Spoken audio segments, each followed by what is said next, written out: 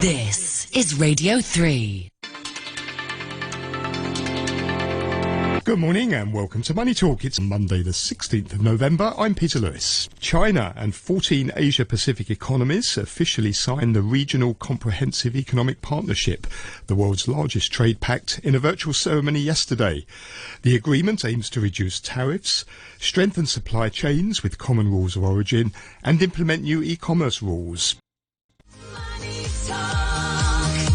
On RTHK Radio 3. It's 8:24 on the phone from Shanghai is Independence economist Andy Shi. Morning, Andy. Good morning, Peter. Let me ask you first of all what you think about this expansion, really, of the Cold War between the US and China into the financial system, with Donald Trump passing that out or signing an executive order that in effect is going to ban Americans from investing in Chinese firms that could help Beijing's military. How significant is that? Well, I think that in terms of the amount of money involved, probably not that great. It's the stock. When I look at the market, it's being kind of quite depressed for these stocks to begin with, and the stocks that have been doing well, like internet stocks, were not affected. And so I think that the amount of money involved in these stocks is relatively small. It's sort of symbolic, though, isn't it? Is the worry that's about what he might do next in this sort of 2-month period between now and his administration ending on the 20th of January, that there could be more steps against China? Yeah, I think that Donald Trump is getting out on January the 20th. So he probably will do a few more things to solidify his position on China, which would help him to continue his campaign once he leaves the office. And that will make it difficult for Biden to backtrack. He would be accused of cuddling up to China if he does. So I think that seems to be the intention. So it's really to try and make it as difficult as possible for Joe Biden to reverse these sanctions and reverse these measures that he's taking. That's correct. I think that there is a bipartisan consensus that the United States must confront China. So backtracking on anything vis-a-vis China will not be popular. What about if he puts pressure, as he has done, for example, on ZTE, on other partners around the world to not use ZTE equipment? If he starts trying to persuade other investment firms and pension funds, not just American ones, to do a similar thing, would that have an impact? Would it upset China's financial markets? I think the financial side is less significant than technology side.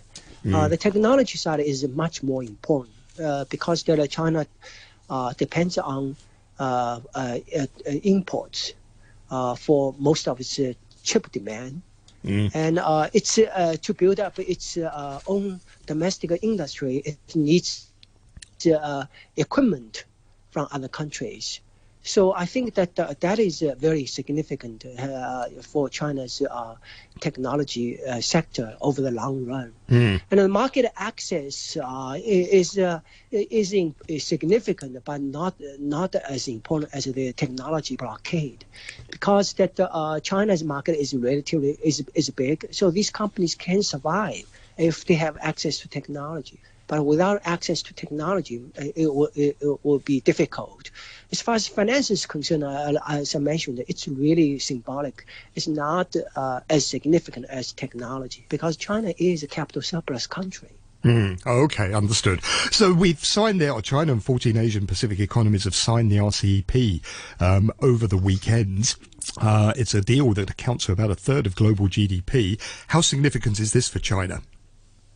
Well, it's a symbolic victory for Beijing.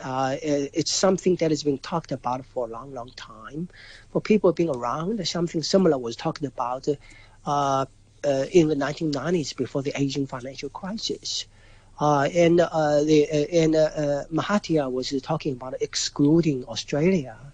And so it's pretty much in the form that it was proposed. But we need to need to think not to think of ASEAN as EU or NAFTA. It's not really that. Because China and ASEAN had some sort of free trade agreement before to begin with. Then ASEAN had this ASEAN plus 3, like plus China, Korea, and Japan. So it's kind of a gradual expansion for a long time. And also that in the East Asian way, you would expect a lot of exemptions in the agreement. Like even the ASEAN Free Trade Agreement, you can see that it's not really that free. So I think that it's a step forward, but it's not NAFTA or EU. It's much more about being flexible, and if you really don't like it, you can opt out in certain ways. Well, would this help Beijing cut its dependence upon US technology and maybe overseas markets to a certain extent? I think that it's symbolically, it's important symbolically.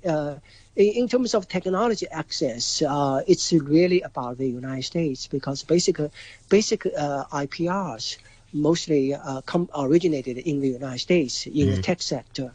So even the companies in Europe and in Japan that are important in the production process, they depend on the US's IPRs.